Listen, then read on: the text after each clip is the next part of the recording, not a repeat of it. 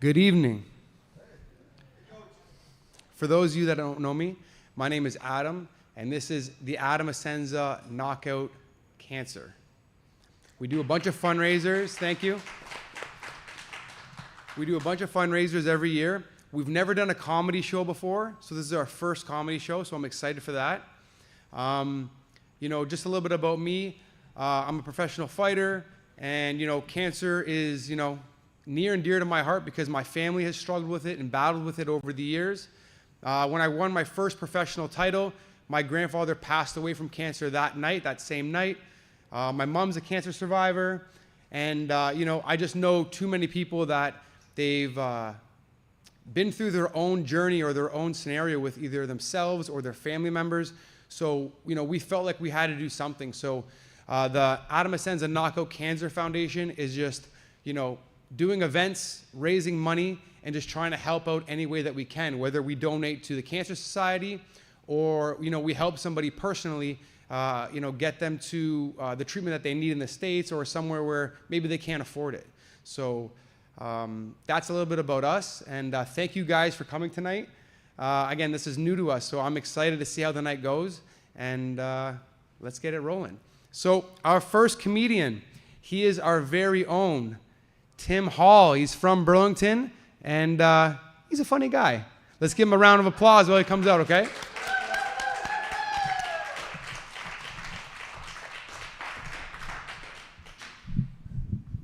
Thank you, Adam. 1 second. Let me get this out so I can talk how I want to talk. It's good, guys. You guys have a good Halloween?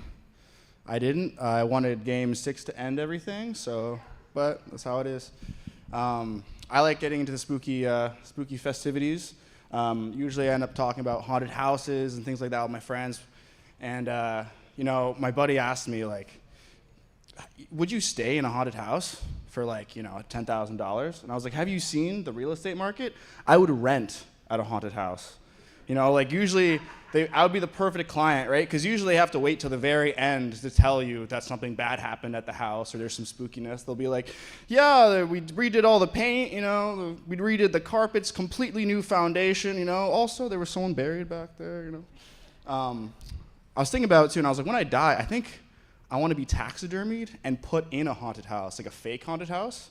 I think there's all these benefits, I get to live on a bit, also, tax purposes. Trump famously buried his ex-wife on his golf course right beside the Epstein files for this reason. Yeah. I dressed up as the White Power Ranger yesterday. I'm really into big cosplay, but I can never beat the cosplay of our ex-prime minister, Justin Trudeau's famous cosplay.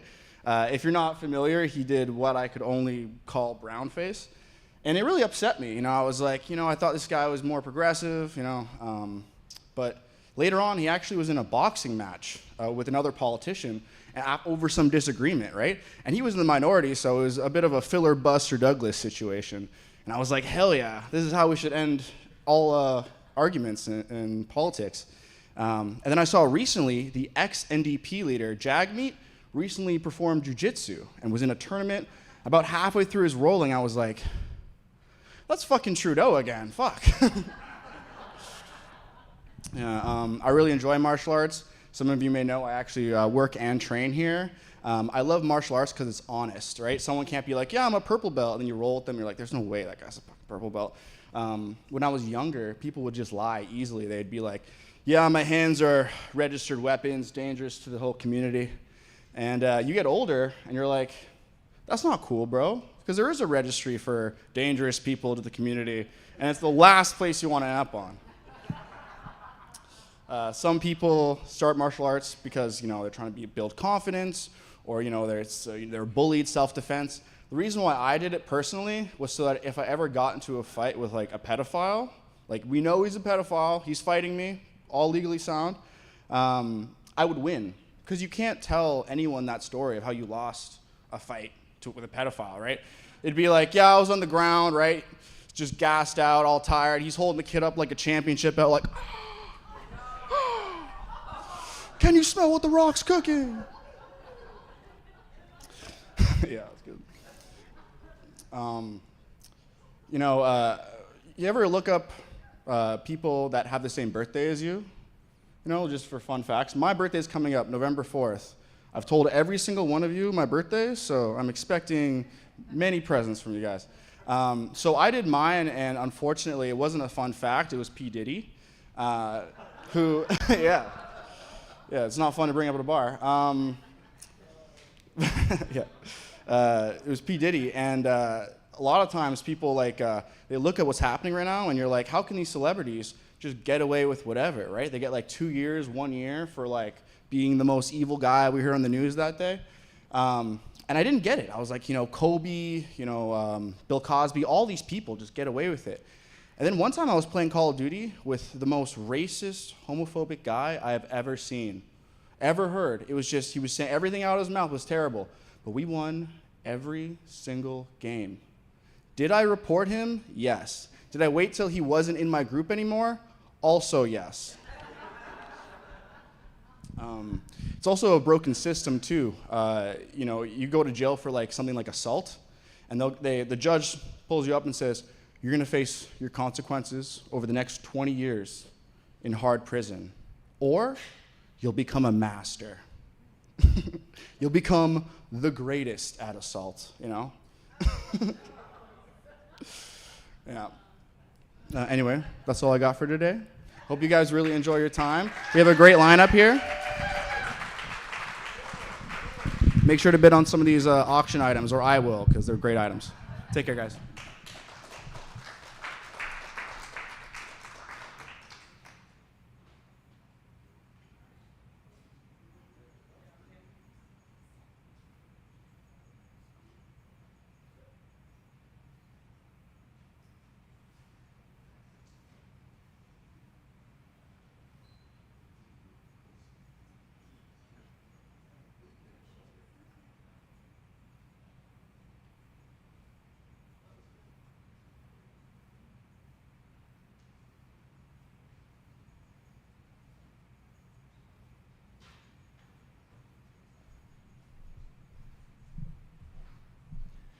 Thank you, Tim. That was great. Next up, guys, we have Alex Gamo, a rising comedian on the Hamilton scene who hosts monthly shows in Dundas called the Après Cafe and a monthly show at the Fairweather Brewery. Please welcome Aleco Gamo. Thank you. Thank you, Adam. Thank you for having us tonight, guys. Thanks for being here, even though the Jays are playing. Yeah. My name is Aleco. I know it's a hard name to say. No worries. It's a weird name. I know that. My whole life. A what? It's like it's weird enough actually that I lie about it if I'm at Starbucks. Just Ed, 2 letters, simple. Aleco also kind of sounds like a drink you would get at Starbucks. Can I get a double orange mocha frappe Aleco? We got a double orange mocha frappe Aleco for Fred. It's you added 2 letters to Ed. No, it is the right amount of weird though that I lean into it when I'm applying for jobs. A recruiter looks at my resume oh, Aleco, we could use a they them. Yep, sure, I will be whatever you need me to be. I'll check every box we're playing tic tac woke. DEI bingo, baby. There's a section actually. I've been applying to some jobs, and there's a section for ethnicity. I'm well, I'm tan enough. I should not be in the United States, so mixed. Indigenous? Well, probably. I also played an Indigenous chief in 2 different school plays, so one more and I get my status card. And then there's another box sexuality. It's I need this job, so gay. Fuck it, I don't care. It's a spectrum. You can change your mind at any point. I also ride a bike, so yeah, that's pretty gay. Yeah, any person who's wearing spandex with a padded butt, just a little gay. That's okay. We're in 2025. We're allowed. It's a spectrum, like I said, and also need that job. I'm a bitch. I ride a bike, so that is bitch 101. Never been in a fight. Being in here is weird because I'm like, this is foreign to me. I also don't like spicy food. I don't like scary movies. Could not deal with Halloween yesterday. It was too much for my little bitch ass to handle. Scary costumes everywhere. It was also the Jays, so I was watching that. And Buck Martinez, have you guys been watching the Jays? He's fun. He's like, and here the boys are celebrating. Alejandro Kirk is going to tap Vladdy on the rump. Now the boys are doing their special handshake. Which is nice to see the guys doing, all their little special moves. And I just think it's funny, though, like these adult grown men that have all these secret special handshakes. How does that happen? It's like, guys, today at practice, choreo. We're working on handshakes. And then all the players have to like come up with something fun and different. Like, what do you want to do? It's like, I don't know, maybe like this and point. Like, okay. And then make sure you spank me on the butt afterwards. It's kind of gay. Male professional athletes, also a little gay. That's okay. It's a spectrum. We're all somewhere on that spectrum. Yeah, also like when you play 162 games in the regular season, plus preseason, plus playoffs. Now we're at 180. 180 is tonight. You got to come up with some fun handshakes to keep things interesting. It is, like riding a bike. It's not a good look when you're trying to pick up women. You can't be like, hey, honey, hop on the back of my bike. And she's like, oh, motorcycle? Nope. Original cycle. These are my motors. 2-stroke. So that doesn't work. I tell her I'm trying to save the planet. Really, I'm just trying to save $100 on gas. I can't afford a car. I also can't afford to ride the bus because then I would admit to myself that I'm that poor. Like I can't afford that realization, so I ride a bike around. You're more free that way, You can just go here, go there. Cyclists, we're kind of like toddlers. We're little self-entitled brats, like sidewalk, mine. Road, mine. Bike lane, mine. Stop sign? No.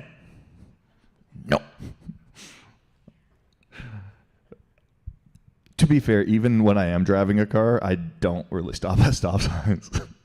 So when I'm on a bike, it's like, hey, I worked hard to build up this manpower.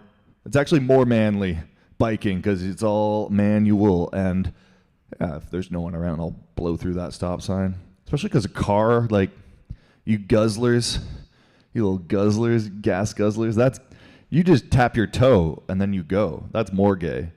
Go. Whee! Little toe tap here, toe tap there. I don't know. I get it though. Like I as I'm applying for these jobs, I've had to pick up some work doing some construction work, so got to drive a pickup truck. I get it. I want to kill every cyclist. The moment I get in that truck, I just grow a raging boner of toxic masculinity. Repress all my emotions as I press down that gas pedal. The wheel starts automatically turning. I'm like, yo, chill. He's one of ours. But as I drive by, I go, gay. It is fun being a cyclist and like seeing a pickup truck driver on the road because I want to build, build that bridge, kind of have a truce. So I wave at every pickup truck driver I see. Just look like a big idiot on a bike, and it's fun watching their reactions. They're just like, fuck. I don't know. Do I wave? They begrudgingly wave, and then they go, damn it, I think I'm gay now too. They go home and try and shower that memory away, but they can never get rid of locking eyes with a man in spandex. Just waving at them. Yeah. I should have told you guys I'm from Hamilton. Like that's why I'm a little odd. Hamilton, we're kind of like Burlington's ugly stepsister that dad keeps secret and hidden from the rest of the family because he's embarrassed. But joke's on you guys. You have to look at us. You have to stare at Hamilton across the water. We look at this. We look at all these nice houses across and think, one day, maybe I'll rob that house. One day. I'm a privileged poor though. Like I have enough money for a bicycle. If I get to date women and taking them out for like ramen. You know, it's like it's a step above the instant noodle ramen, but it's something. Also, I always insist we order takeout because that free Tupperware is clutch. I don't know if you guys are at that point in your life, probably not because you live here, but I base my restaurant choices on who's got the best takeout containers because I need that for my bowls. Yeah, I can like afford rent, but I can't afford much else. Like I use one soap for my hair, my face, my hands, my body, and my dishes. It's just one bar of soap. When I'm done with it, I hand it to that trucker in the shower. He's like, "Thanks, bud." I was working with the construction and with this guy Greg, and I was wearing like said, "Greg, the sawdust from the sawing. I need a respirator. I need head, like ear protection." He's like, "Protection? What are you, gay?" Well, Greg, the gays notoriously did not use protection. Ever heard of AIDS? Also, Greg, you're drinking a double-double. You need 2 sugar and 2 cream, big dog, really? Yeah, that's okay. Sexuality, it's a spectrum. It's like coffee. In the morning you wake up, you want your coffee straight. Then a little later, you're Greg, you need a sprinkle of sugar, or a dash of soy, or a mouthful of cream. That double-double. I don't, it doesn't matter. I hope, you guys seem like you're nice people. You guys don't care how people identify, but I was glad that Justin Trudeau stepped down. Tim was talking about Trudeau. I'm happy he stepped down because now he's got time for all those guys who want to fuck him. Fuck Trudeau. Yeah, I get it. He's hot. Let's go, boys. We're going to Ottawa. Okay. Convoy. Seems like the longest gay pride parade we've ever seen. And all the American truckers made them cross the Rainbow Bridge. That's pretty gay. That convoy turned into a train real fast when they got to Ottawa. This is probably not the place to talk about any of this stuff. Thank you guys so much for listening. My name's Aleko Gamel. Let's knock out cancer. Let's have a great night. Make sure you spend some money on that silent auction. I'm going to bring your host back up here. Keep it going, please. For Adam.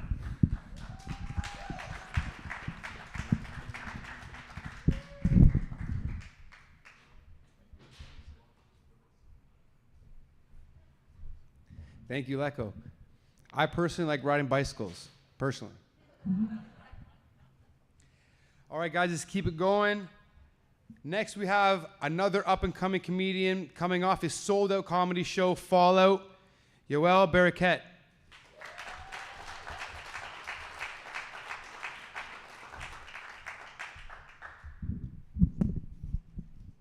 Hello, white people.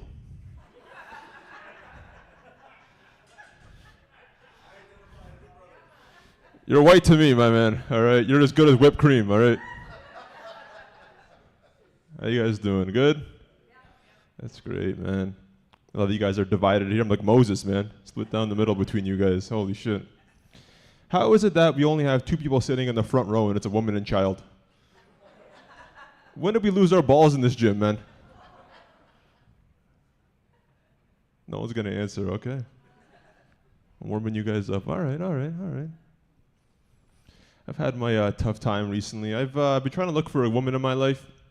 I've had a hard time. I blame women, to be honest. They can't take a compliment. Take premature ejaculation, for example. No? Surprise. But I'm going to test you guys now, all right? I want you guys to think about this one, okay? If you died and had to come back to life as a different race, which race would you guys choose? You see, the white people are silent. You guys know it's just downhill from there. Any option you take, you can say Jewish and then go up a little bit, but you know, you got to get circumcised, and that's a little bit too much pain for you guys, huh? You can't even sit in the front row. Hello, how you doing? Good, where are you coming from? Oh, okay, that's pretty exotic. Which one? No, I'm kidding. It's okay. I use my imagination. No. Yeah, but if I had to come back to life as a different race, I would choose Indian. I'd keep the same complexion, I'd make twice as much money. Plus my dad owns a convenience store, so I'm already prepped for the role. Have you guys noticed whenever brown men hang out, they're always rolling 6 men deep? Man deep, Gur deep, Raj deep. What's up with that? All I know is when women see them, they're in deep trouble, huh? Thank you guys. Working my way through this. I find that I go through my fair share of racism these days, man. You know, I feel like between black and white people, we're treated differently, especially like in the medical system, right? Like, for example, if a white guy dies, it's a heart attack. If a black guy dies, it's cardiac arrest. One's a tragedy, the other one's a felony. Man. You know what I'm going through, right? Okay. I'm trying to relate to you, my friend, because you're the only one sitting in the front. But I feel like the problem between black people and white people is largely that we have different cultures. We don't see things the same way. We don't listen to the same kinds of music, for example, right? Like black people, we listen to rap music or reggae. White people listen to rock music typically. Now, black people are happy when white people listen to our music because we make money, all right? Make every penny. Now, white people aren't happy when black people listen to their music. You know how I know? There's a rock band called The Police. The fuck is up with that? Does that sound inclusive to you? Black people like our music on beat, not beating on us, all right? Let's get that straight. Let's get that straight, okay? Now, we cherish white people in our music culture, okay? We love Eminem. We like Mac Miller. We will even tolerate Vanilla Ice. White people couldn't even keep Jimi Hendrix alive. One motherfucker. One guy. I'm asking this for one guy, all right? All right. You here for the Jays game or what? Who's going to win tonight? You bet the mortgage on that or no? That'd be funny if it wasn't a joke. That's okay. That's okay, guys. But like I said, I've been dating recently. All right, I started dating a white woman in my life. Thanks. See, someone's happy for me for once. All right. A little bit more enthusiasm would be good, right? Oh, that's a little bit too much enthusiasm. A little inclusion is good, not too much. But yeah, her name was Sylvia. She was an Italian. I went for the darkest white people I can find. She was Sicilian. Yeah. I know. So anyway, you know, after a few dates, you know, she takes me home to her parents. Well, her parents were actually fine. They were cool. But her nonna, man, she took one look at me and thought, Tootsie Roll, she didn't want to unwrap. But her nonna didn't say anything right away. All right? We were having dinner. You know, Italians treat every meal like the Last Supper. Whole lot of food, whole lot of wine, whole lot of betrayal. Okay? So after about 17 gelatos and 18 courses, her nonna has enough. She slams her cutlery on the table and says, Sylvia, why the fuck is this Sicilian sitting at my table? I said, I'd rather you sleep with a Negro than a Sicilian. That's like I got good news for you. Huh? So I slept with the nonna. I had to break her into the family. The old-fashioned way. So we don't date anymore, obviously, me and Sylvia. But my mom still wants me to get married. Okay, every mom's dream is to watch their kid walk down the aisle and find someone special in their life. But it's not me. I'm not made for that kind of material, okay? I'm not marriage material. So I told her the truth. I said, Mom, marriage is a prison. And the way I see it, there's enough black men in prison as is. I refuse to be a statistic. Share bunk beds with Bill Cosby and R. Kelly. I'm okay, guys. Not me. Not me. All right. But I still am dating. I'm trying to, at least. I like to go out, I like to have fun. A friend of mine named Van, he's a Vietnamese guy. He's cool. Comedian like myself. He takes me out sometimes. Okay? Why is that funny? No, okay. But yeah, takes me out sometimes. So one time we go to this bar, okay? And we're meeting some girls. They're talking to us. We're talking to them. It's really not working out that well. So we're ready to leave until this beautiful, beautiful Thai girl walks up to us. The conversation is good. It's great. After a few hours, she's like, hey, I'm hungry. I could go for something to eat. And before I continue, do you guys know what a banh mi sandwich is? Okay, so it's a Vietnamese sandwich, a baguette. You cut it open. You put some cold cuts in it, some vegetables. It's great. Okay? So anyway, she goes, I'm really hungry. I could go for something to eat. And then Van goes, what a coincidence. I got a banh mi sandwich right here. So he just pulls his dick out.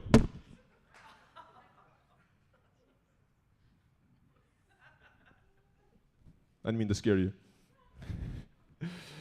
Yeah, and you know, she was startled because she had never seen someone pull her dick out in front of her like that. And I was surprised. I'm like, it looks more like a spring roll than a sandwich.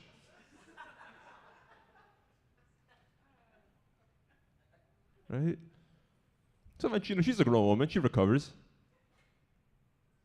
So after that, she goes, you know, I got a big appetite. Is that all you got? And I said, lady, that's just the appetizer. I got the main course right here, so I pulled my dick out too. Now, she didn't want to be rude. Can't be at dinner and guest at a dinner party, not bring something, right? So she says, how about a little dessert? So she pulls her dick out too. You're like the Three Musketeers, man. All for one and one for all. Oh, yeah.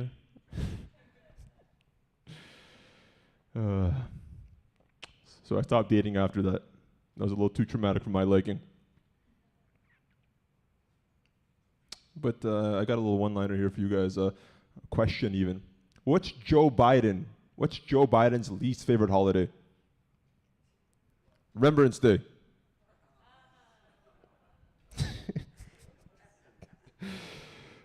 Do I keep going or am I good? I'm good? All right, that's my time, guys. Thank you. Go Blue Jays. Bring up your host.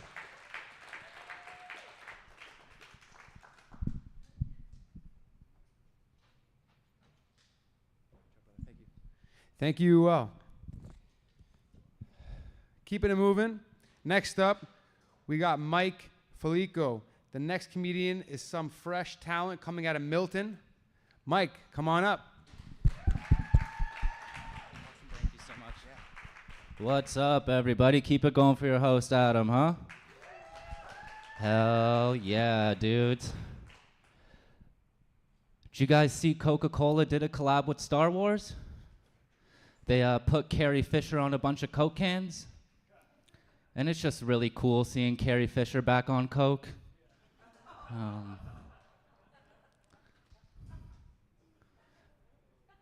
I think strippers and skateboarders have a lot in common. You know, they both land tricks. They both grind on poles. And they're both just covered in bruises. It's a little dark, but it's okay. There's a whole debate if women should spit or swallow. I think they should sneeze. Achoo. All right, let's get serious here, folks. I'm starting to look like Jesus Christ went through an emo phase, right? And it's pretty weird because I do have angel tattooed on my face. Not because I'm religious, I'm just an attention whore, you know? And it does backfire, like most of the times, like all the time, because people love to ask me what they mean, and really all it means is I had $80 a bunch of times. Yeah, I literally walked into a tattoo shop and went, that one, there, and here we are. But it does have its perks though, you know? Because when you look the way I do, you don't have to worry about meeting your girlfriend's father. Because she hasn't either. I'm kidding. I never make it to the meeting the parents stage, you know? I honestly don't know why. I'm starting to feel like the Dr. Seuss of one night stands, you know? In a car, behind a bar. She stole my wallet. I'm not really good at the rhyming part yet, but we'll get there. We'll get there. They also say you can't get a job with tattoos, but not to brag or anything, I work at Best Buy. Yeah, it's pretty cool working at Best Buy. Obviously, they keep me in the back. Yeah. If I'm on the sales floor for too long, people start to think they're at a Spirit Halloween, and that's not good for anyone. But seriously, guys, if you're having problems with your computer and you need to take it to Best Buy to get fixed, delete the porn, you know? Please delete the porn. Like, it was funny the first few times, but now it's like out of control. Like, it'll be there when you go back, you know? Like, you don't have to ruin my day, but like the titles of some of these videos just didn't make any sense, you know? I saw one that said, "Stepsis forgot to wear panties to bed, ends in rough sex." What? You know? What do you mean? Like, how did we get here, right? Like, did she like get home from work, take off all her makeup, get all snuggled up in bed, and she's like, fuck, I forgot to wear panties. This can only mean one thing. Rules are rules. Rules are rules. Or, you know, she gets home from work, gets ready to watch her favorite show, gets all snuggled up in bed, and she's like, fuck, I forgot the remote over there. Now I gotta do pee stuff. Oh, Mondays. I saw a Manscaped commercial the other day, and it was for a ball sack trimmer. And in the commercial, it was a lady selling the product, and she kept saying balls and like how this razor won't cut your balls and how your balls will thank you if you choose this razor. And it kind of got me thinking, like, what if I was in a tampon commercial, you know? Just my face pops on your screen, and I'm like, what is up, guys? My name's Mike Felico, and I'm here to talk about tampons. You just take this little guy right here and put it up your butt. I don't know how periods work, but I do know they love doing activities in the commercial. I'm just out there fucking playing tennis or doing yoga. Why is it always yoga, you know? Like, did some girl go to stretch with a tampon and it just fucking pop? Jesus! Ah, God damn it, Brenda, my fucking eye. Ah, we need to warn people about this. Put it in all the commercials. So stupid. I'm trying to foster a dog, but every time I find one, the foster parents fall in love with it and keep it. And that's like never the case with foster children, right? Like, they're just begging you to take those fucking kids. They're like, fuck it, we'll pay you to take Timmy. But little Sparky here, we had him for a week. We're going to keep him forever. I think if you're going to foster a dog, you should also have to foster a child. And if someone comes to adopt, the dog and the child have to fight. And the winner gets a new home. The other dies. It's a fight to the death. I forgot to tell you guys. But I'm starting to hate going to the city. You know, it's nothing against Toronto. It's just like the homeless people think I'm also homeless. It's crazy, man. Like, they don't even ask me for money. They just ask me regular questions, you know? Like, have you seen Jerry? Which tent is yours? You know? Do you want to have gross hobo sex? Yeah. Yes, I do. Yes, I do. All right, guys, that's my time. My name's Mike Felico. Give it up for your host, everybody, Adam. Not even gonna bother. Thanks, dude. Take care. All right, guys, moving on next. We have a comedian. When she's not cracking jokes, she is helping out with the Cancer Society. Please welcome Becca Binns.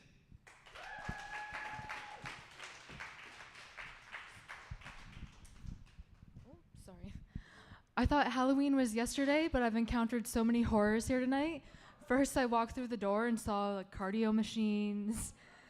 Then I saw a BMI sheet in the back, and I had to scroll a little too far towards the extreme obesity to find my number.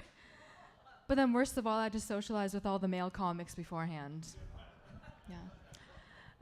But I am trying to get more fit, and I thought, I've tried a lot of things in my life. I've tried keto, Ozempic, cabbage soup. Maybe it's time to up the ante, try something new, something I've never done before. So I attended one single Aquafit session with my mom. I was by far the youngest girl in the pool. Was I the most fit? No. But did I have the perkiest tits in the pool? Also no. I'm gonna blame Sheen on that, whereas the other women had the bae giving them a little bit of a boost.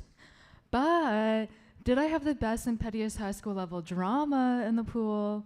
Also no. Because let me tell you, no one shit talks as hard as a middle-aged woman in the city's Rexarna pool on a Monday night.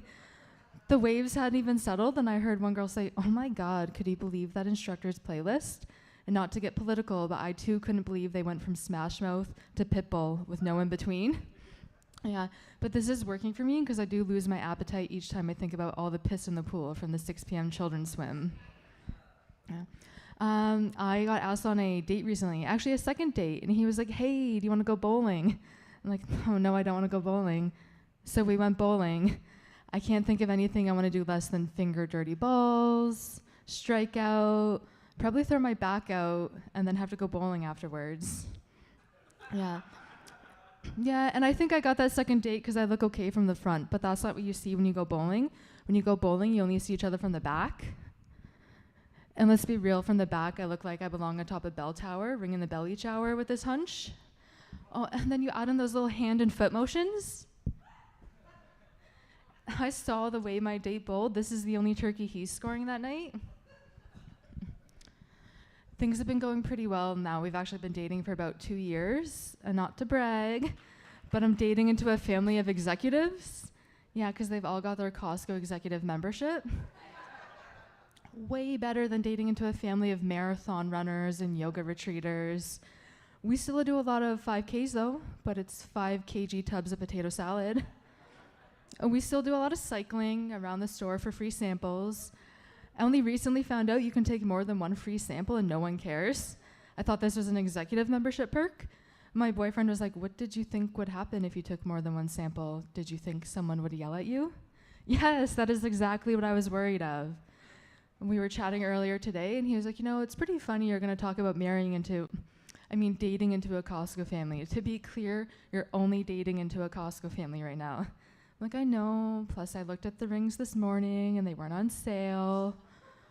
My whole life I thought I was destined for Tiffany, but now I'm just begging for Kirkland." Yeah. Anywho, I think this show has a really cool idea of raising money for charity, because growing up, I was actually a Make-A-Wish child, and I still remember the day I found out I was going to be granted a wish by Make-A-Wish. Me and my stepbrother were on the Neopets chat forums, trolling older men on the internet. And then we hear a little knock on the door. And we're like, "Oh shit, who's here? We're not actually a hot 16-year-old girl home alone wearing nothing but lace panties. We are only 10 and we are kind of fat and kind of ugly." So my mom runs to the door and opens it, and we see 2 women standing there. And my mom starts to cry. And we're like, "Mom, is everything okay? Is someone in danger? Did someone die?" And the 2 girls look at me and they're like, "Well, not yet, but probably soon. And that's why we're here to grant you any wish you want in the world." So I was like, "I've got it. I would like to meet the cast of Days of Our Lives." Even though I was dying, this was the first time anyone told me I was weird in life, and they were like, "Maybe choose a more child-friendly wish." But now I just think Make-A-Wish is sponsored by Young and the Restless. And so I was like, "I got it. I would like to go on a Disney cruise." But you see, I happen to be an illegal immigrant living in the US at the time. This was during the Bush era when it was still okay. So they're like, you don't have a visa to go on the cruise, we'll just send you to Disney World. And even crazier than the fact that I'm still alive and going strong is that the syndication of Days of Our Lives is still alive and going strong. It did just get moved to Peacock, though. I think that's like the hospice for TV shows, you know, like onto the app you go. I'll leave you guys on one last one. My parents divorced when I was a little girl, but that's okay. No real trauma, no real daddy issues there. My mom moved on because she got married again, and he was a great guy. We all loved him. Even my dad loved him, then one day dropped dead. But you know, that's okay. No real trauma, no real daddy issues there. My mom moved on because she got married again, and I always say that her third husband was my favorite of her husbands. And then same thing, dropped dead. So last year I was looking at the obituaries like an unwed woman tends to do in her 30s on a Sunday morning, and saw her on-again, off-again boyfriend of the last decade also died. So she came up to me last month and she's like, you know, I went on a date recently, haven't heard back from him. I'm like, Mom, you probably got ghosted. Happens to most of us at least once in our life, but to be sure we could check the obits. Yeah, and he also died. So I set her up on a date with my ex-boyfriend. Yeah. Thank you, guys.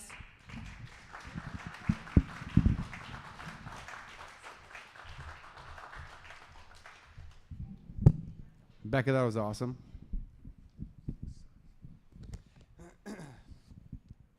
This professional comedian rose through the Hamilton comedian scene and was signed by Yuck Yucks, becoming part of an internationally acclaimed podcast. Give it up for Doug Nagy.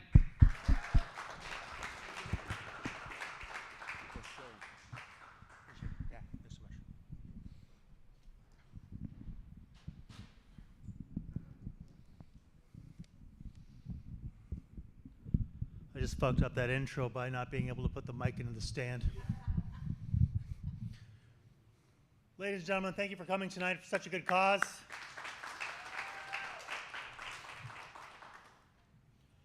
I may lie to you this evening, I may exaggerate to make you laugh because I care about you. But this is the gospel truth. I did go to school to become a Protestant minister. And it's clear and it's apparent that I have a different career path now. But my friends will still tease me about this. They will bust my chops, as friends do. Manolis, who you'll soon see, just a few weeks ago said, you know, it's been forever since me and the missus had a chance to get away, just the two of us, on a vacation. And next weekend we have a chance to go to the cottage. Do you think you could help us out and babysit the kids? Oh, wait a minute. We can't ask you, Father Doug, because you will fuck them. Exactly. I was offended, was terribly dismayed. I said, listen, first of all, I'm not Catholic. I was Protestant. Second of all, I went to seminary because I was very interested in theology and I love the Lord. And besides that, your kids aren't even hot. Fucking cankles at 8 years old. Feed the motherfucker some broccoli. Fat pieces of shit is what I'm trying to say, folks. Yep. Amen. Speaking of fat shaming, though, I'm one to talk. I put the pounds on during the pandemic. Anybody else? Yeah, oh yeah. I was a patriot, doing my best, drinking a bottle of wine a day, 3 pizzas a week. And then I got called into the office and I had to put on some slacks. Couldn't do up the button. Tried to put on my shirt, I could only do up the top button. Looked like a cholo trying to get jumped into a gang in East LA. It's cultural appropriation. So I stepped on the scale and it said 265. Scale was obviously broken, so I bought a second one. That one also said 265, but I saved the receipt and took it back to Canadian Tire. But I found out that 265 was a magical number. 265 was a mystical number, folks. 265 was the amount of weight it takes for my penis to stop working properly. For those of you here in the tire industry, I was down about 20 PSI. So it's an older crowd, you know the trick, right? Try to pinch it off at the base, shoehorn it in, you're hoping for a few good pumps to get off to the races. No dice. So you do what we can. We put on a Sarah McLachlan CD. Started sucking each other's big fat tits, scissoring all night like a couple of lesbians in love. This isn't even a joke, ladies and gentlemen. This is a PSA. Stay in the game. Stay in the game. But I care about my erectile health. You know I do. So I'm trying to get on the TRT. They call this the juice. My friends swear by it. They say that it's the fountain of youth. Problem is, I needed to get referrals. I'm up to 4 referrals already. I got my general practitioner to the endocrinologist. The endocrinologist fingered me. Then I went to the urologist who also fingered me. And he said the endocrinologist had no business fingering me. Which I found out later was true. ChatGPT told me.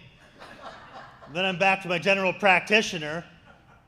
Still waiting for the juice. I talked to my friend Dave from work. His daughter's trying to transition to a man. She only needed 1 referral. That's bullshit.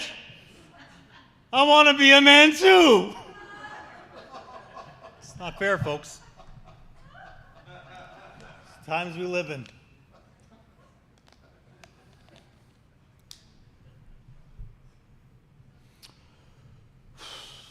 Worked out though. I lost the weight. It's a good news story. Had the second best diet of all time. It's called divorce. Flies off. Can't be too hard on yourself if you get divorced. Even my dad told my brother when he got divorced, you know what, you always want to get your first one out of the way. We're like, yeah, Mom was really holding you back, Dad. We missed her. We turned out fine. We turned out fine. But I blame the vows. I think we need to be a little more specific. I don't care if we upset our grandparents. For example, do you, my husband, promise to go with me on Saturdays to bullshit craft shows and pretend to enjoy yourself while I buy literal garbage from so-called artists? I do. And will you also go with me on Sundays to pick apples, even though we can buy perfectly good apples at the grocery store for far less? I do. And do you, my wife, just promise to fuck me twice a week? That's all I've ever wanted since the second trimester. I do. It's a happy marriage. I told that joke to my friend who's a Muslim, and he said, you know, in Islam, your wife is never allowed to refuse you sexually. So I said, Allah Akbar, motherfucker, sign me up! And that's why I'm here tonight. There is one God, Allah, and Muhammad is his prophet. You're welcome. I thought, you know what? As a comedian, I'm going to have all this gold. I'm going to be able to get back at my ex-wife. I'm going to be able to throw verbal lava upon her on stage. But my lawyer put a clause in the separation agreement where I'm not able to say anything defamatory or disparaging against my ex-wife. My buddy Chris Phillips, though, his ex-wife, what a fucking cunt! Ladies and gentlemen, Chris Phillips' ex-wife is such a bitch. She goes around the city of Hamilton picking up cigarette butts just so the pigeons can't enjoy a smoke. I know. Nasty pig. Nasty pig. Chris Phillips is a great guy, though. He tried his best. Did nothing wrong.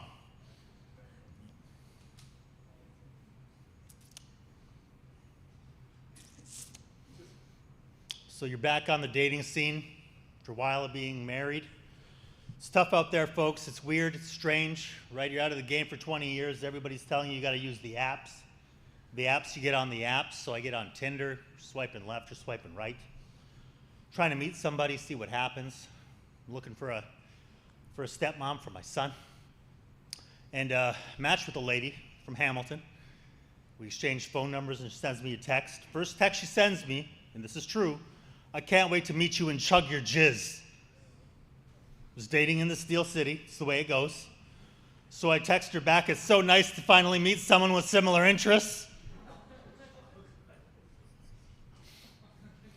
We go for drinks, have some steaks, a couple bottles of wine. I invite her back to my place. And I go to make a move. She's terribly offended. And she said, you didn't think we were going to have sex on the first date, did you? And I said, I apologize. What with all the chatter of the jizz drinking, I made some assumptions.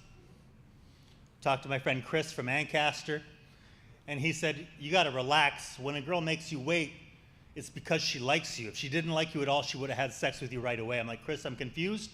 He's like, don't worry about it. I'll set you up with my friend from Ancaster. And we went on 18 dates without sex. So I'm like, Chris, when's it going to happen? He's like, Ancaster, man, I don't know. You might have to get married first. Are there any shortcuts? He's like, you could kill a man with a rapier, maybe capture a wild horse. It's like trying to fuck a bitch from a Jane Austen novel. I'm like, Chris, I don't read those books. He's like, well, what about where you're from? And I'm from Welland, Ontario, the W.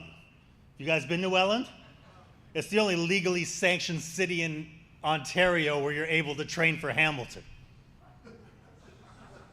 Okay, it's a rough and tumble place with less hope than the Steel City. But in Welland, we don't wait for sex, but we do have a ritual, and I'd like to share the ritual with you tonight if that's okay. All right. So in Welland, when you're trying to court a young lady, what you want to do is get a deli sandwich. And if it's a good quality meat, you can get away with an 8-inch deli sandwich. If it's a worse quality meat, get a 12-inch sandwich, you get the idea. But what's important to know is you can eat half the sandwich on the way. And you want to go to an area of town where there's a lot of single women, and then what you do is you throw the other half of the sandwich on the ground. And due to their heightened sense of smell, all the single Wellanders will come scurrying out of their duplexes. And they will fight for dominance. And eventually a winner will emerge. And she'll start fucking stomping the head of the other bitches. It's fucking so good on this goddamn ring. Just fucking pulverizing the face meat. Obliterating the fucking orbital bones. Liters and liters of blood gushing on the fucking pavement.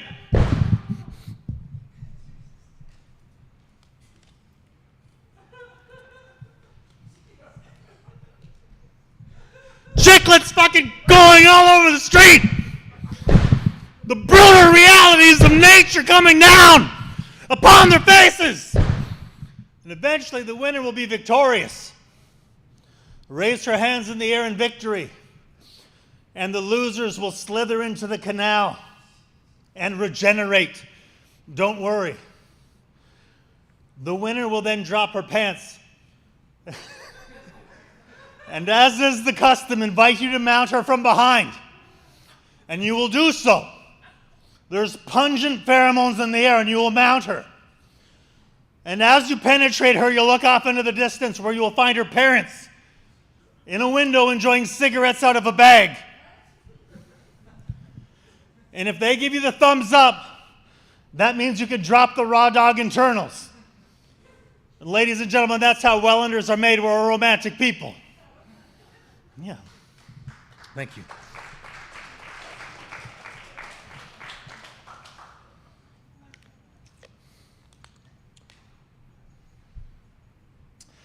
Did finally settle down and meet a lady, though. It's nice. She's beautiful, folks. She's beautiful. And I feel a little progressive. She's a trans lady. And truth be told, I wouldn't know that she was trans, okay? Till about 2 months in, we got into a terrible argument. And about an hour later, she came to me and said, I'm sorry. It was all my fault. I said, wait a minute. Were you born a different gender? She said, I'm sorry. I should have told you. I should have let you know, but I loved you so much. I'm like, baby, it's okay. I love you just the way you are. And then we rubbed our dicks together and went to sleep. It's magic. It's fucking magic. But we still have disagreements, right? It's like any couple. And she thinks she thinks trans women can play women's sports, where I disagree. I do believe trans women are women, but I also believe Optimus Prime is a truck. He's also the leader of the Autobots, folks. Fights the Decepticons. My grandfather, Albert Meyer, was a little racist. He almost bought some land in Mimico a while ago, and he said that he should have listened when he was younger to his Jew banker. And I said, Grandpa, you can't say that. Any banker will do. And he's like, fine, lose your money. It's an example of kind of racist, right? It's a bit of a compliment, but it's not appropriate. A lady from work, oh my goodness. We were playing cards the other day, and she said to me, you know what? I got to find a new boyfriend. And it's like, well, who are you going to look for? She's like, I only date black guys. I'm like, Carol, why don't you mix it up? She's like, black guys have massive cocks. I go, Carol, that's a generalization. You can't say that in this day and age. And she's like, Cracker, it's like gravity. You're just going to have to learn to live with it. So a few weeks pass, and I'm at the theater watching a movie at the time called Finding Neverland with Johnny Depp. And about halfway through, I have to duck out to take a piss. And much to my surprise, a black gentleman started to take a pee beside me. And before you judge me, I tried my best not to look. But before you know it, I found myself sneaking a peek at this man's wiener. And much to my surprise, I was slightly larger than this gentleman. So I thought to myself initially, holy shit, I'm the last great white hope. I can't wait to stick it to this bitch and let her know that she's been missing out on white men, Indian men, Asian men, the rainbow of men this entire time. But when you're thinking to yourself, you forget what you're doing. And I'm there smiling as much as a man can smile at another man's penis. So you can imagine my surprise and total shock when somebody breaks my train of thought by screaming from behind me, why are you staring at my 5-year-old son?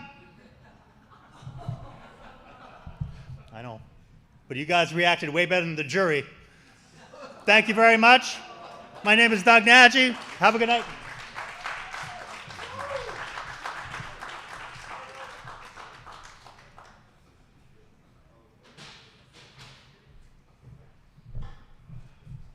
Thank you, Doug.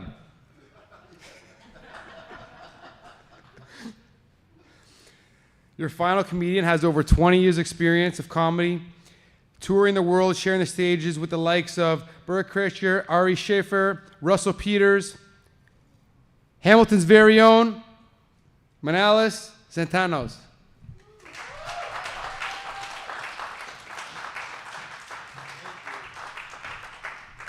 Thank you very much, guys. How about we put our hands together for everybody we've seen on the show so far? Can we do that? Very happy to be here. I'm happy to be anywhere, actually, but this is good. How you guys doing? How you going? You learned a lot tonight, eh? Hey, kid? You're going to go to school tomorrow. I was like, I know everything, guys. Or Monday. Tomorrow's Sunday. You don't have school. I'm very limited here. That's it. Okay, what's going on here? Are you guys together? You two, are you together? Are you too high for this, sir? Okay. All right. All right, I'm going to stop talking to you.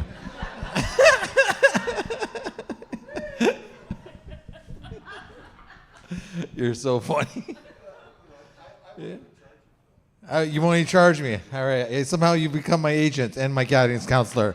Thank you, sir. Do you love this woman? How long have you loved this woman for? Forever. That's a good answer. Yeah. How many years have you, do you know? How 20 years? All blur. After a certain point, you're just wishing upon death. I get it. All right. That's good. What's the youngest couple here? Are you two together? How long you guys been together?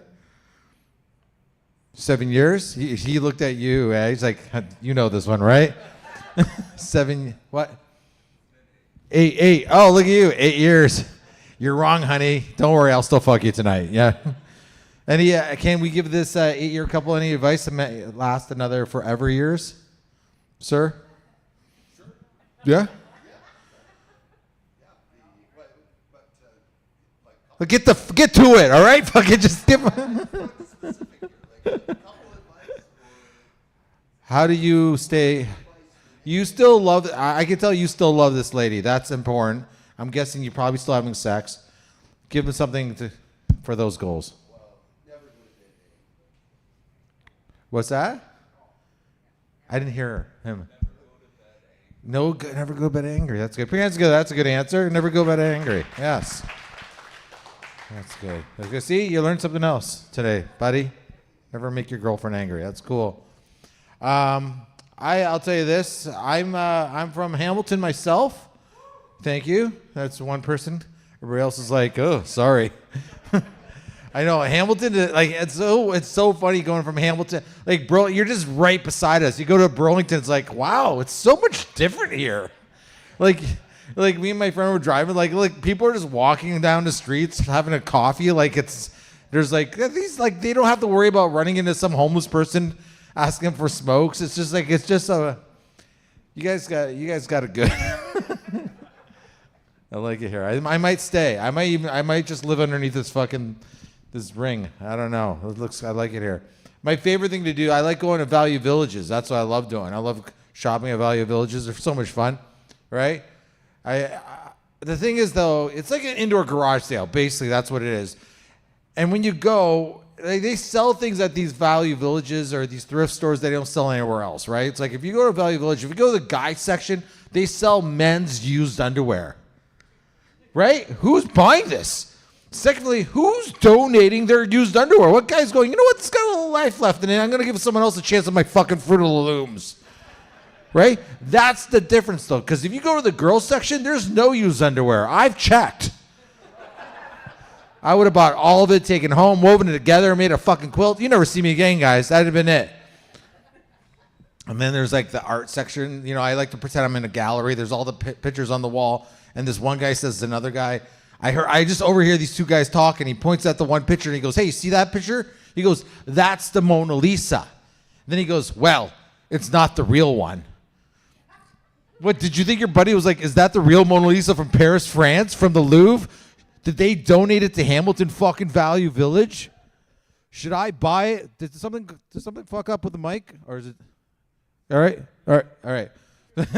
Should I buy it for $11.99? So, all right, that joke's over, guys. All right.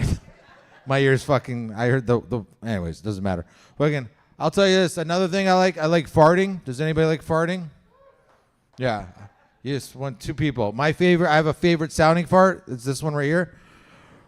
The silent one, right? Sulfur bad, so bad your own asshole's like, dude. And that fart is only good when you got a buddy in the room, right? You got a buddy in the room and he's standing there like a fucking victim. He has no idea what you're about to do. You start doing this with your legs, break it out of your jeans. You pretend you need something on the other side of the room. Like, hey, Dave, what's that new table? Anyways, do full circle around him.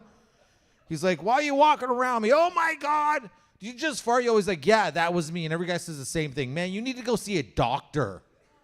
Do I imagine going to my doctor and going, Doc, I don't know what's going on, but my farts, they smell like shit. Girls don't laugh at that. You know why? Because girls don't fart and girls don't shit. It's the one lie I want to believe. I'm with you, ladies. My last girlfriend, she was sleeping in the middle of the night. I spread her ass cheeks. No asshole. Just smooth like a Barbie doll. It's gorgeous. I don't know where the poo goes. I don't fucking care, all right? I am not a scientist. I've always said that, all right? I've actually had my prostate checked. I don't know if anybody else has had their prostate checked. I did it for Cable 14. You know that free channel you get if you don't have cable? Right, you know, I know this guy works there, and he calls me up one day. He goes, hey, Manolos, do you want your prostate check for Cable 14? It'll be like a health piece. And I go, sure. And as soon as I said yes, guys, I'm like, why did I say yes? Because no one watches Cable 14. So basically, I'm going to get my ass finger banged by some dude for 4 people going to watch it on a Saturday. You know what I mean? Like, I'm not saving the world, but I said yes, guys. And the first lie that they tell you is they're going to put like that much of their finger in your bum, which is a horrible lie. Second thing happens, you lie on your side and boop, they go in. But because we were doing it for TV, they wanted my facial expression. Yeah, so I had to be over a table, looking at a camera, looking at me, and I'm watching the doctor put gel on his finger. Now, guys, that's when you go crazy. That's when you fucking first start going crazy. When you watch the gel go on the finger, you're going, holy fuck, this is about to happen. And then he does. He goes right to the fucking knuckle that far. And you're like this. You're like, wow, holy fuck. And I'll tell you, when there's a finger in your ass, there's a finger in your fucking ass. You're very aware of this finger. And he's moving around like he's playing a video game. He's doing this. Now, what really pissed me off is how easily his finger went into my asshole. Like, never had a finger in my ass in my life. I thought I would have put up a bit of a struggle. Like, I thought he was going to be behind me going like this. Like, why won't it go in? No, man, his hand was my ass like a bowl full of Skittles. No fucking problem. Then he pulled his finger out of my ass, And ladies, this is when I had a moment of clarity. For the first time in my life, I felt like I understood women. Because as soon as he pulled his finger out of my ass, all I could think in my head was, I'm so alone. I don't have love in my life. No one cares about me. I'm going to die alone. I wanted the doctor to hold me like, shh, I love you. That's not even the worst part. You know what that asshole does after he finger blasts me? He thinks he's going to help me out because of the gel on his finger. He gets some toilet paper and he wipes my bum for me. Like, dude, I got this part. Like, you know what I mean? Like, I was ready for the finger. I was not ready for the wipe. I was like, thank God that was over. What the fuck? Now we are in a relationship. You guys are a lot of fun. This is fun. You should be recording this, sir. You have to tell all your friends this. He's like, I don't want to get old. I don't want some guy to put his fingers in my asshole. I'm sorry. It's gonna happen to you. It's gonna be a doctor. That's the good news. What is your name, kid? Dante. All right, cool. That's a cool name. You seem like a good kid. I like it. I want you to be my son, Dante. All right. I never had kids. You know what? You're my son now. I've decided. She's like, let's call the police. All right, let's get the fuck out of here. Who the fuck is this guy? Dante. What else can I tell you? Okay, I'm gonna do. Who are you? The mom? Hello, mom. I gotta do a dirty joke. Is that okay? Dante's got porn in his fucking phone right now for sure, right? Like, Jesus Christ. You have it so good, buddy. I had to fucking go through Sears magazines to see some broad in a bra just to bust a nut. You know what I mean? Like, now you got the whole fucking world on your phone. Fuck, I wouldn't have. I was like jerking off at 12, man. This one lady, oh, I know, right? I didn't want to do it. I had to try not to go crazy, right? But I don't know. I don't know where I'm going with this. Stay in school, Dante. Stay in school and don't jerk off. Thank you. This is the weirdest after-school special ever, right? like G.I. Joe. It's like, listen, just don't jerk off and stay in school, and things will work out right. I'm sorry. I'm trying to help you, Mom. I'm trying to help you. Are you single? Sorry, Dante. I'm sorry for hitting on your mom, Dante. He's a really good fighter. How is the mom a good fighter? I'm wondering. Are you the agent? Are you the dad? What's going on? No. You're a fighter as well. All right, that's a lot of pressure. If that joke doesn't go well, someone might grapple me. Listen, are you single or not? You are. Well, hey, Dante, I might be your dad. You never know. We'll see how this night goes. All right. I'm sorry. I apologize. Don't worry. I'm not gonna ruin your life. All right. You'll be fine. That's the nicest thing I could do. All right. Okay. Here we go. Dirty joke. This is a dirty joke. No, it's not that dirty. It's dirty-ish, right? Couples, you're in love. I've had girlfriends. I had a girlfriend. She wanted me to try this one time. She wanted me to try this thing called sorry. I'm sorry, Don. You've heard these words. Cock ring. She wanted me to try this thing called the cock ring. It's a ring. She knows what it is. She's giggling. It's got a bullet on the side of it. Have you heard of this thing? Like, so you turn it on, and it vibrates. So every time you go in, you're like, zzz, right? I feel like I just did it to you right now. He's like, oh, woo. So you're like, zzz, zzz, zzz, and I get it.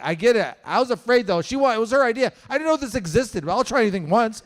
But I was afraid I was going to turn it on, just go, and come right away. But I didn't. So I'm like, baby, I'm ready. She goes, okay. And I go in her one time. She goes like this. She goes, okay, stay right there. I'm like, what? Stay right there. I realized I'm nothing more than a vibrating dildo at this point. Yeah, I'm inside of her. I was still like, zzz.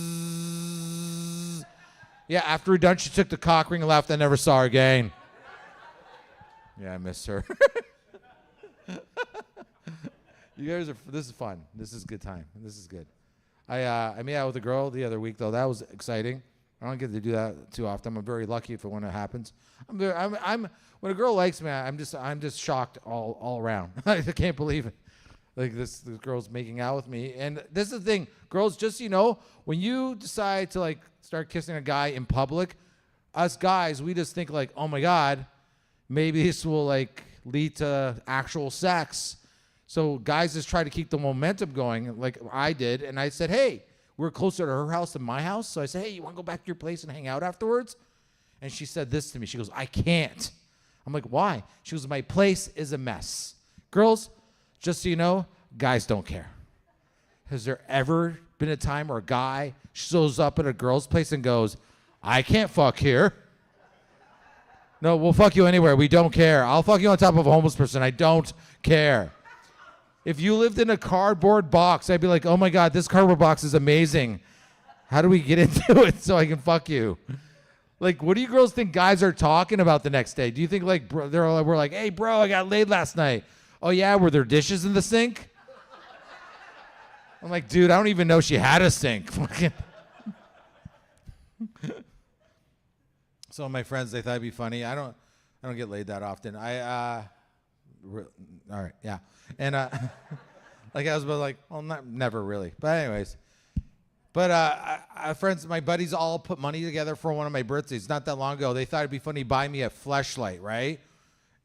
Yeah, I love this one lady. She's like, Jesus Christ, oh my God. I'm guessing everybody knows what a fleshlight is, right? And okay, all right, perfect, no problem. I'm gonna sell you one.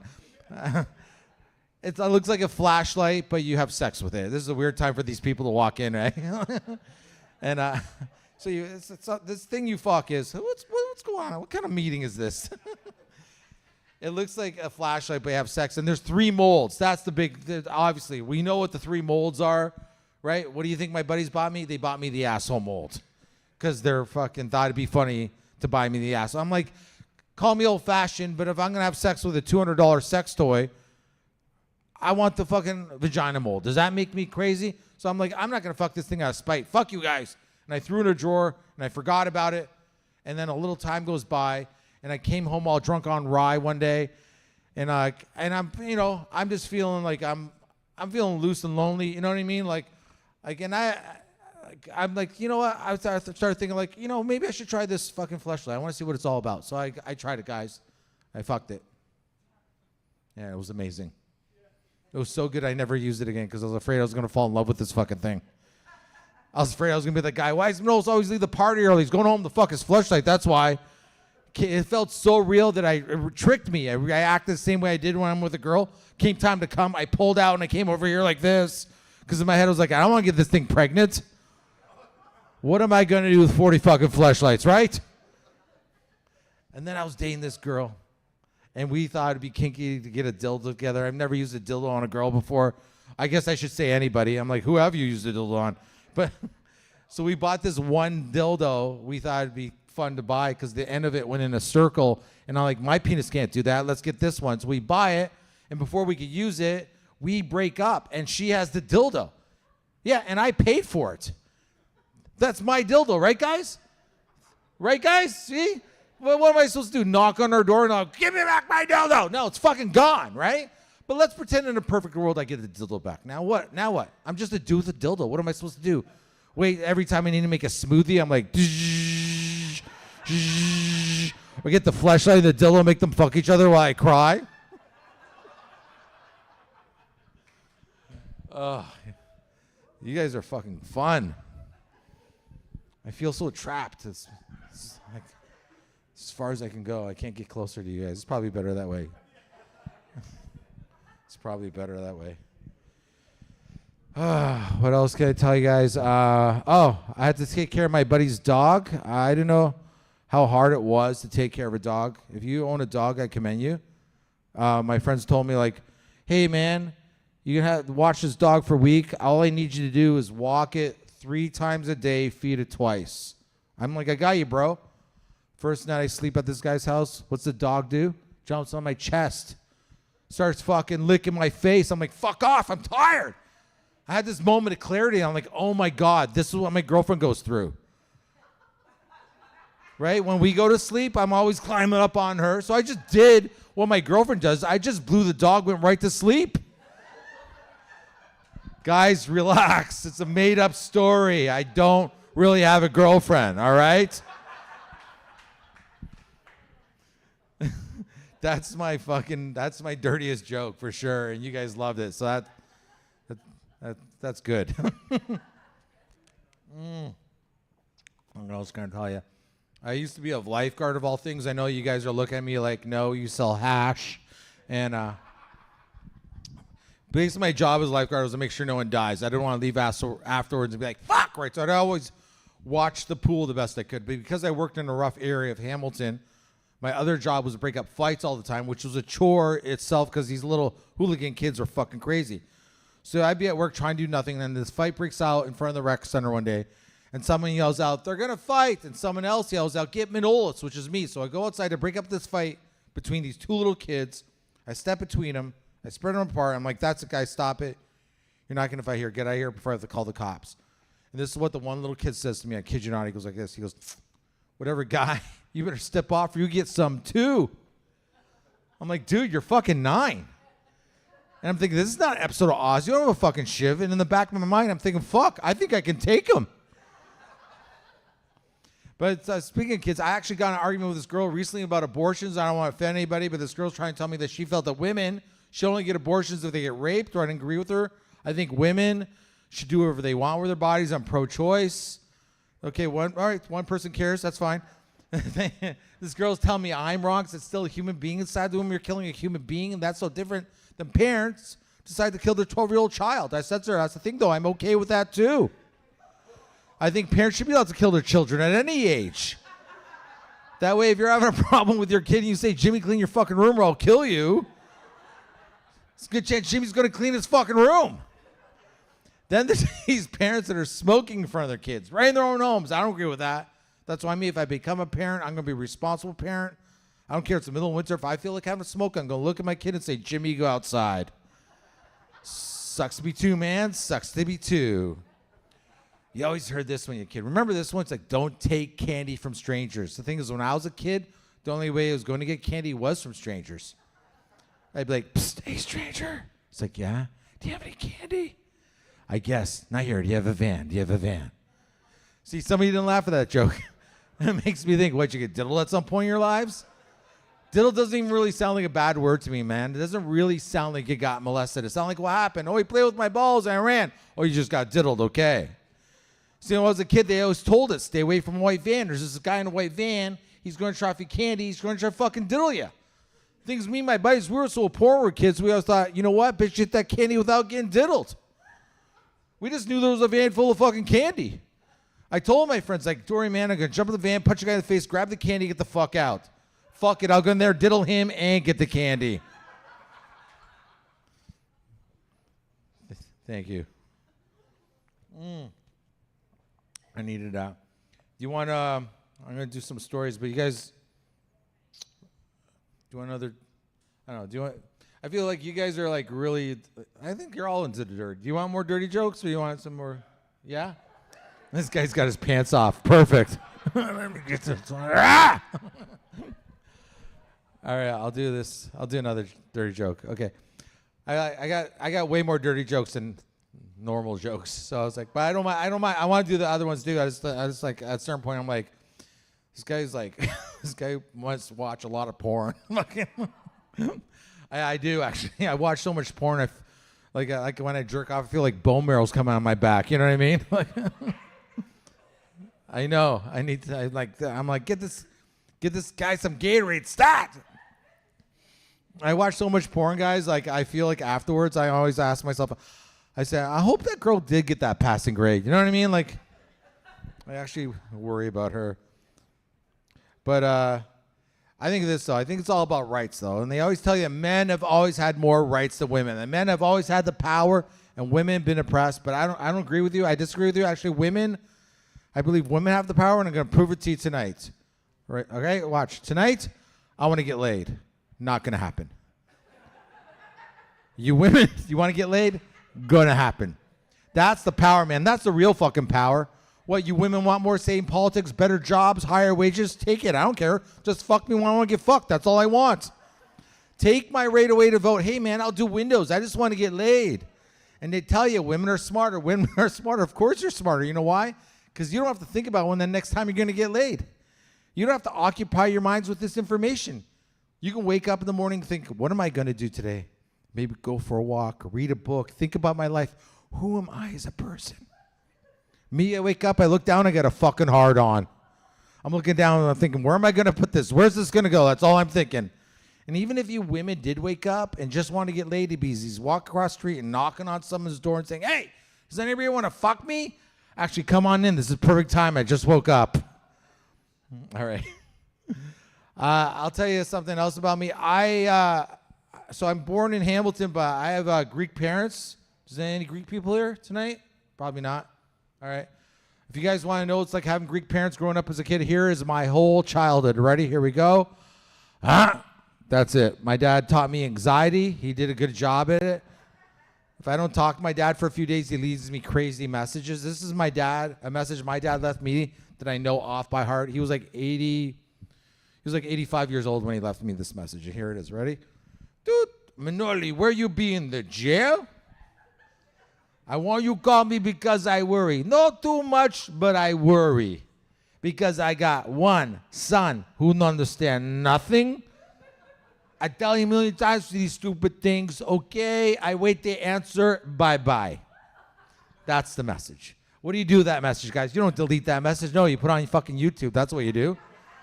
You call it Worried Greek Dad Leaves Message, and it's still there. And then I share it on my Facebook. I go on with my life. And then there's this guy that lives in Kalamata, Greece. My dad's friend sees the message. He thinks it's hilarious. He tells my dad. I obviously didn't tell my dad about this message. I'm afraid of my dad, right? But my dad doesn't. My dad's 85 years old. He doesn't understand fucking Facebook. I see my dad a week later. My dad goes like this. Manoli, I need to talk to you. I'm like, yeah, Dad? He goes, don't know that message I left you? I'm like, yeah. He goes, the internet took it. I'm like, Dad, there's nothing we can do. He still thinks internet. I'm not telling him fucking truth. I love that message. I remember that same time he used to one time he asked me to drive him. I asked me to drive him to the cemetery because he wanted to plant some shrubbery besides a tombstone. So I was just helping my dad out. And I go there with him, and it's so early in the morning, and I'm not a morning person, and all of a sudden I focus on the tombstone. I swear to God, guys, I realized that the tombstone has my dad's name on it. I'm like, Dad, is this your tombstone? It's like, yeah. It's like, are you decorating your own tombstone? He's like, yeah. He goes like this, why? You think they do it? They don't do it. No, they fucked me there. They fucked me. I'm like, okay, Dad. There's people crying here. Stop saying that. And I couldn't help it. I took a picture of my dad standing on his grave with a shovel like this. Yeah. And thank you, buddy. Thank you. And it's actually the cover. It's like my last album. It's called Growing Up Greek. It's actually the cover of my album if you check it out on the internet. But it's like him just standing with a smile. I was like, it's my favorite picture in the world because he's so crazy, you know? Put your hands together for my dad. Fucking cool dude, right? Fucking that's awesome.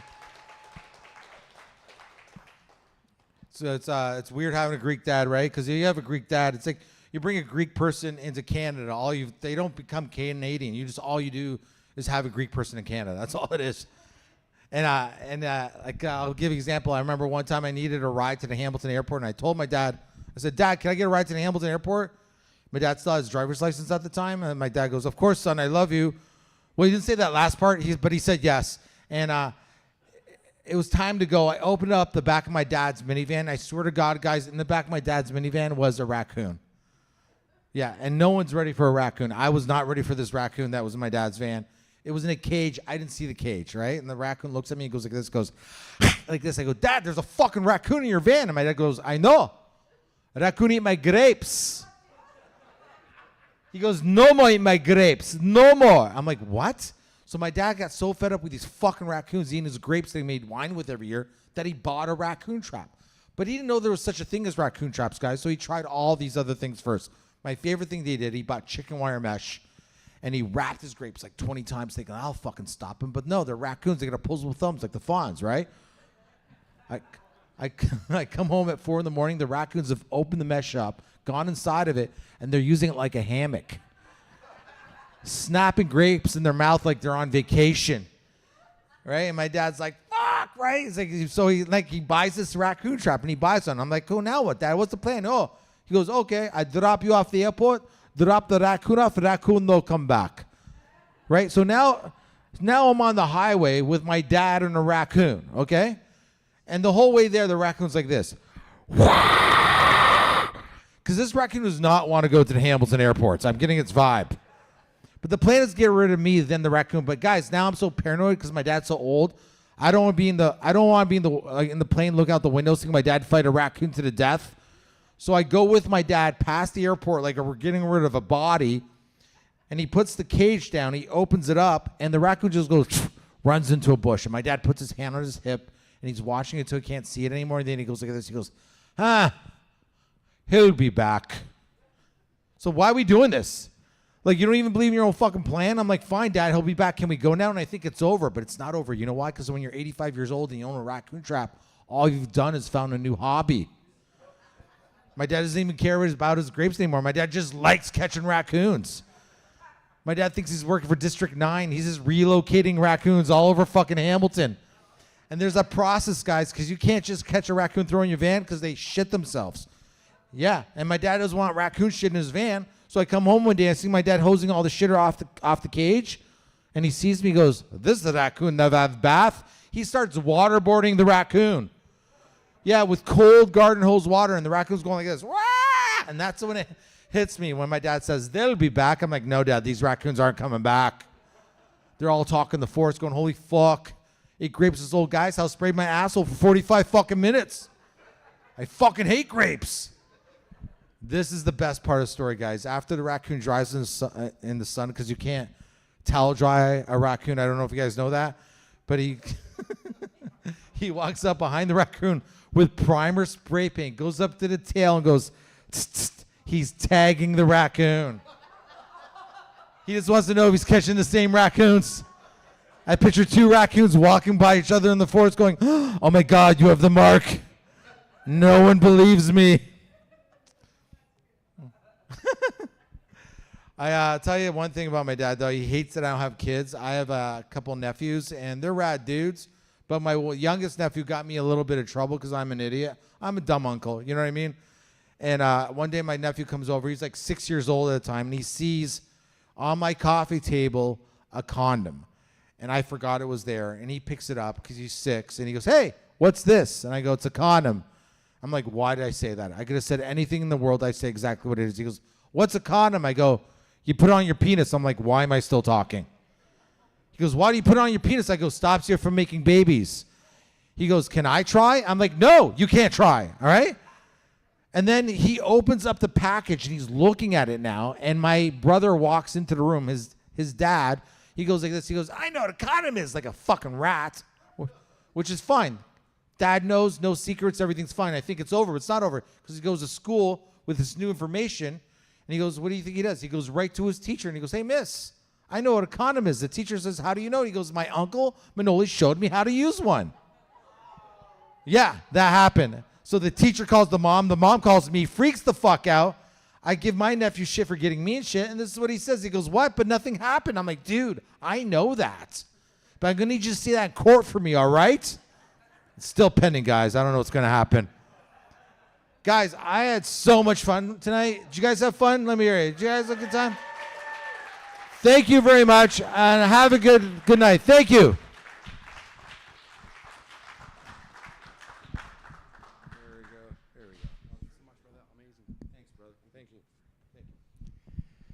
Well, guys, the Jays foiled their plans tonight a little bit, but you guys are solid as fuck. So thank you so much for coming out. I appreciate it. You guys are amazing. Thank you to all the comedians. Huge round of applause for them. They killed it tonight. Every single set was amazing. Guys, before you leave, if you haven't already, check the standout and make sure if you want to place any bids, anything that's interesting to you, place those bids. People are placing them online.